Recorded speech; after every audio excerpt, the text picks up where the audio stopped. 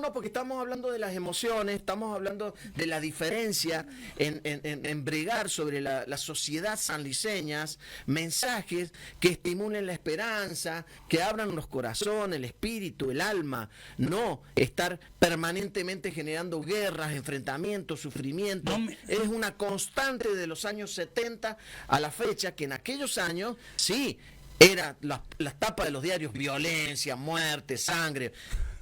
Somos únicos en el mundo, en la Argentina, somos únicos en el mundo de tapas de violencia. Desenchufarlo. En ese sentido lo tenemos al doctor Marcelo Riera. ¿Cómo le va, doctor Marcelo Riera?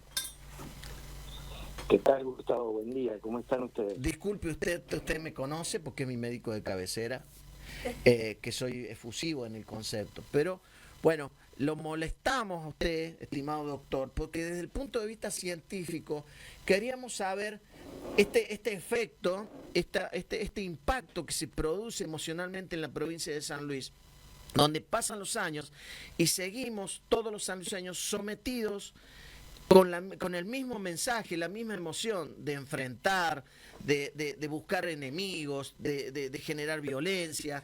Estas cuestiones emocionales que en la parte neurológica, en la parte mental, ¿afecta a los ciudadanos?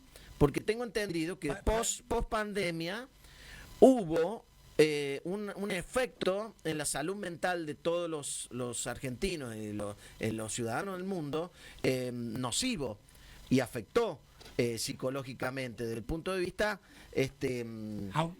déjame decir, estoy de acuerdo con vos.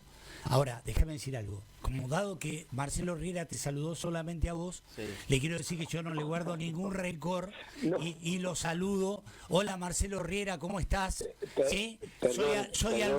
Soy Alberto Trombetta, ¿sí? Y para mí también es un gusto escucharte. Me encanta que puedas estar aquí en el programa, pero sigue hablando con Gustavo. Yo escucho, voy a aprender igual, ¿sí? Me has causado una emoción que es la alegría. Bueno. Así que discúlpame, pero vuelvo a comenzar. Sí. Un saludo afectuoso para la esposa, pareja de Gustavo, que me contactó, para Gustavo y para vos, Alberto, que están en esa mesa de trabajo todos los sábados y que cuando puedo lo sigo. Así que gracias a ustedes y a la audiencia de la radio por el contacto. Bueno, Gustavo te puso... La cuestión psicosomática, Marcelo. Desde el punto de vista de salud mental, ¿cómo repercute en nosotros cuando siempre la información es negativa, siempre buscamos emociones que nos hacen sentir mal, que nos provocan dolor, sufrimiento, desesperanza? ¿Afecta en la salud de las personas? Totalmente, pero permitime, Gustavo, hacer una pequeña introducción, porque vos tocaste el tema de la pandemia y hablaste del después de la pandemia.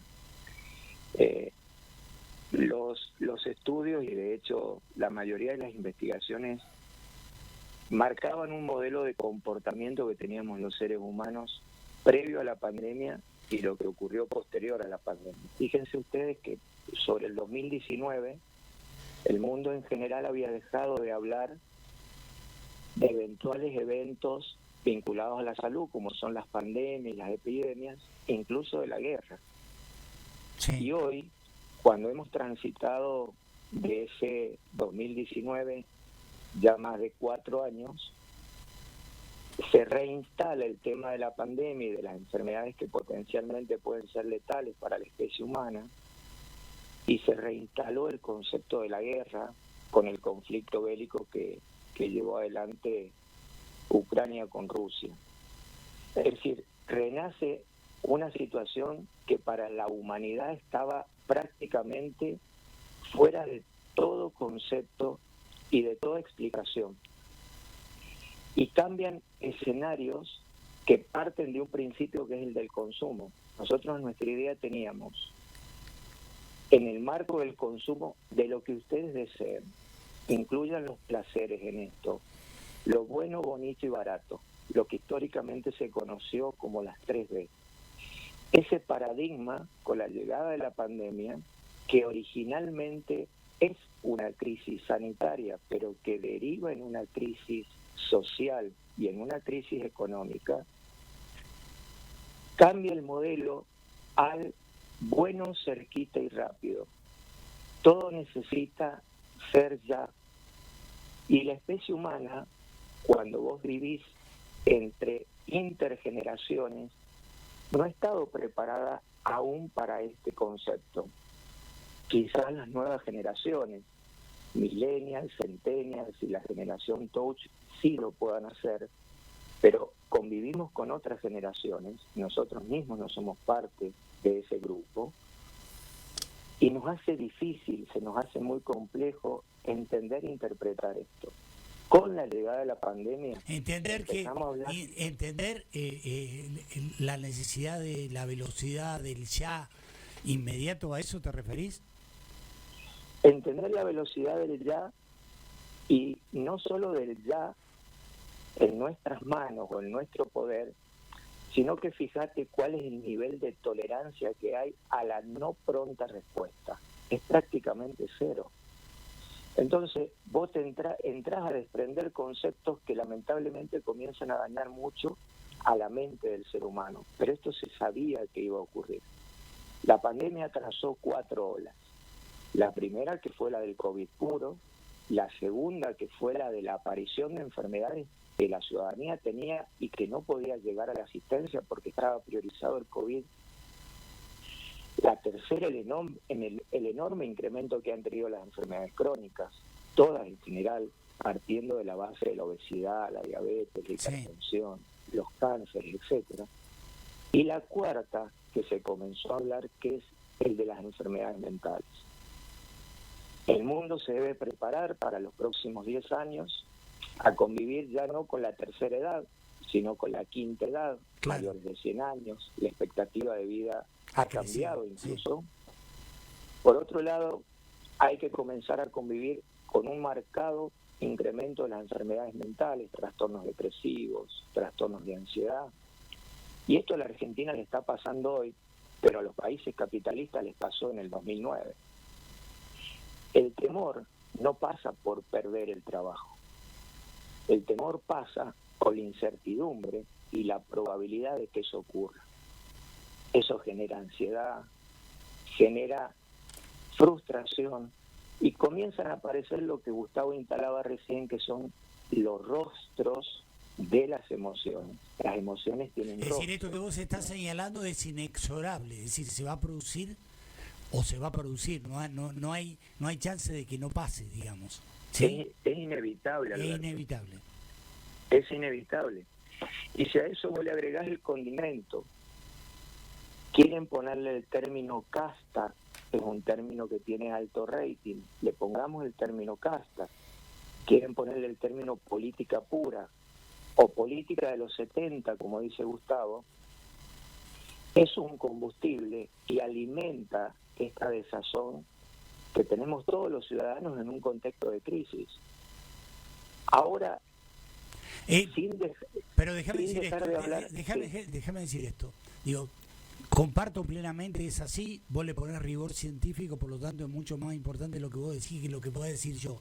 Ahora, lo que quiero decirte, que esto que es inevitable y que indudablemente lo debemos conceptualizar y lo debemos mirar y actuar en consecuencia, no está en la agenda, no está en la agenda de los que dirigen, no está en la agenda de los que accionan en nombre nuestro. Es decir, no está en la agenda de los que gobiernan, ¿sí? Y debería estar. En Villa Mercedes está en la agenda. El discurso de Maxi fue emocional y esperanzador. Está bien, pero digo que hay un montón de acciones que se pueden hacer. ¿Esas son las acciones? No, pero hay otras acciones. Las acciones son que nuestros representantes, ¿sí?, destellen, ¿sí?, emociones que rocen a favor de la salud mental de todos los ciudadanos. Marcelo, estoy de acuerdo. Es decir, pero eso es una acción individual. Yo creo, perdóname Alberto, sí, que vos has tocado una arista importante y una opuesta a tu planteo, pero desde el lado de la política lo dijo Gustavo recién, y las dos tienen mucha relevancia. Yo creo que la política tiene que tener, hablo de la política en general, no voy a hablar de personas, porque las personas somos finitas, no infinitas. Sí. Y el concepto de muchos políticos en nuestra provincia creen que van a trascender a una vida permanente, y eso no existe en la especie humana.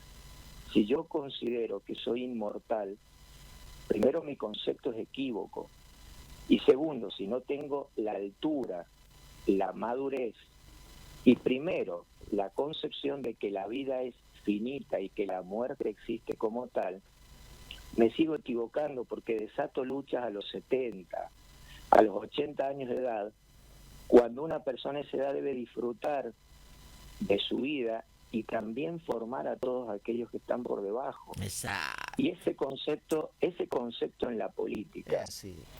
bien, ese concepto en la política está completamente escindido y separado de la realidad. Lo que pasa, pero pero hay un bache generacional, ¿sí?, que no existe como consecuencia de montones de factores. Uno, el golpe del 76, que aniquiló una sociedad y que puso en vilo un montón de cuestiones.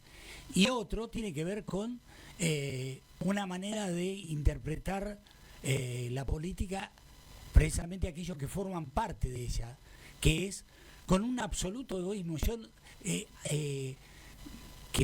Yo que viví otra cosa, y por lo tanto sé de lo que hablo, es decir, antes se pensaba la política con un fin altruista, hoy se piensa la política con un fin económico e individual.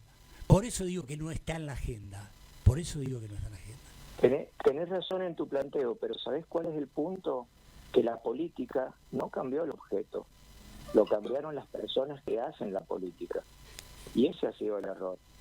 Si yo me meto en política, como se suele decir, con el fin de cambiar cosas y termino generando una cuestión vinculada solamente a un enriquecimiento de mi patrimonio personal, yo me introduje simplemente para hacer un negocio, no para generar un bien social. Y eso ocurrió en los últimos 4 años en esta provincia. Y esa situación es muy difícil de revertir en lo inmediato, porque hay un daño que el efecto es acumulativo, no es un efecto inmediato. Y desde ese concepto, y quería seguir redondeando un poco la idea que hablé recién. Sí. Si vos lo mirás desde lo político, yo creo que la política, que en realidad son las personas que hacemos política, debemos ayornarnos a la situación real y tener un acompañamiento con un altruismo necesario para que la sociedad no vuelva a creer en la política, sino vuelva a creer en sí mismo. Y por otro lado, en relación a la comparación que hiciste con el 76, la llevemos a la comparación con la actualidad, que no tiene nada que ver una situación que fue disruptiva en la vida de la Argentina, con una crisis enorme que estamos transitando en la actualidad. Pero si vos vas a buscar la emoción, en los dos extremos es el miedo. En el primero quizás a perder la vida en un conflicto de enfrentamiento o a desaparecer. Y el segundo en la actualidad es el miedo a no tener o a no poder darle a las personas que tenemos a nuestro lado, por lo menos el alimento en el día. O sea, se cuestionan cosas ya básicas, Sí. pero la emoción parte pura y exclusivamente del miedo, que ahí te dispare ansiedad, depresión y una serie de expresiones ya clínicas de lo que la emoción tiene. Podemos charlarlo desde una cuestión más técnico-médica, pero yo creo que acá el paso es dar certeza de cuál es el camino para recuperar la confianza en cada ciudadano en sí mismo. La política tiene mucho recorrido por delante que hacer en este sentido. Marce, Y por otro lado, sí. No, cerrá el concepto, por favor. Y por otro lado, debemos entender que algo que vos referías recién, que ponernos a hablar ahora de las regulaciones de las obras sociales no es tan necesario. Yo no veo un plan federal de salud aprovechando la unidad de los gobernadores y de la nación para tratar de encontrar un sentido común a esto, para replantear situaciones que la Argentina ha tenido y que funcionaron bien. la discusión de la salud mental se ha caído un poco y necesitamos reflotar esto con un montón de aristas. La discusión de las enfermedades transmisibles ahora, dengue, alacranes, las enfermedades de transmisión vectoriales que están incrementándose por el cambio climático. Es decir, debemos dar una nueva mirada a la discusión de las políticas de salud tendiente a cada ciudadano. Ya es un concepto individualizado, no un concepto poblacional solamente. Porque la realidad de San Luis es parecida a la de Mendoza, pero no es igual. Y la de Mendoza es parecida a la de Misiones, pero no es igual. Entonces necesitamos tener una mirada nuevamente federal del concepto de salud para trazar políticas que a la Argentina le son necesarias en la actualidad y que se debe ayornar de manera urgente. Brillante. Te despedimos, te invitamos cualquier mañana de esta. Estamos por empezar algo que va a ser realmente fantástico, así que estaría bueno que poder contar con tu aporte, aunque sea una vez a la semana. Y nada, para mí un gusto. Si querés saludarlo a Gustavo y a mí no, es el momento de hacerlo, pero si no, yo te saludo y realmente para mí siempre es un gusto escucharte. No puede Marcelo. con su genio. La entrevista la iba a hacer yo y agarró el micrófono. Pero bueno, Marcelo, te agradezco mucho tu atención, tu gesto. Disculpa que te hayamos intervenido en los fines de semana. Sabemos que los fines de semana son para vos, para tus hijas. Bueno, muchas gracias a los dos. Y hago un comentario entre paréntesis para Alberto Trombetta. La lealtad se construye en base de un ideal, lo hacen las personas. Vos sos leal, los desleales no están ahora en el gobierno. Entonces, para todos los que han tenido lealtad y tenemos lealtad, sepan que es una situación de construcción personal. El resto, que sigan pensando que son infinitos, cuando la vida les va a demostrar que son finitos. Gracias, querido Gustavo. Abrazo. Y gracias, Alberto. Gracias, A la Marcelo. miércoles, ¿eh? Bueno, Me quedo con la reflexión. última. A los 70 años no podés dedicar tu vida teniendo 70 años para hacerle daño a los demás. Es así. La verdad, me quedé con ese concepto y realmente pone en duda la intelectualidad, la inteligencia de ciertas personas. Porque realmente cuando ya pasás en la vida más de 70 años y seguís haciendo daño, me parece que no está bien. Y bueno, un lujo que nos haya dado a entender desde el punto de vista científico Marcelo Riera esta postura en donde, bueno, es nocivo, la salud mental se pone en peligro cuando las emociones son negativas y se extienden en el imaginario colectivo de la gente. Tenemos que